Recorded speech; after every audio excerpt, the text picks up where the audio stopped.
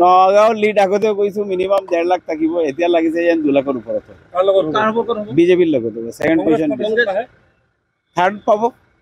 বিজেপিৰ দুজন ক্যান্ডিডেট তো কোনবা এজন থাৰ্ড হলেই হল সুৰেশ বৰা আৰু প্ৰদ্যুৎ বৰদলৈতো একেই তেওঁ ফুলৰ টোপোলা দিছে মুখ্যমন্ত্ৰীক কৈ বন্ধ কোঠাত সেইটোতো মই ফাদিল কৰিছো আগতে তেওঁ ৰাজ্যসভাত যাবৰ কাৰণে এটা গেম ফিক্স কৰিছে প্ৰদ্যুৎ বৰদলৈ ডাঙৰীয়াই যে তেওঁ ইয়াক যদি বিজেপিক জিকাই দিব পাৰে সুৰেশ বৰা ডাঙৰীয়াক তেতিয়াহ'লে তেওঁ ৰাজ্যসভা পাব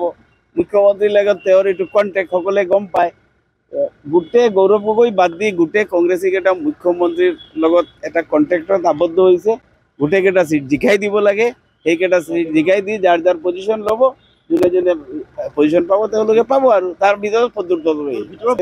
10,85,000 ভোট থকাৰ পিছত মোক কংগ্ৰেছৰ প্ৰশ্ন আপোনালোকে কিয় এজন মুছলমান প্ৰাৰ্থী দিয়া নাই মই পাৰ্চনেলি কৈছিলো যদি নুৰুল দা ডাঙৰীয়া কেণ্ডিডেট দিয়ে আমি প্ৰাৰ্থী নিদিওঁ বুলি কৈছিলো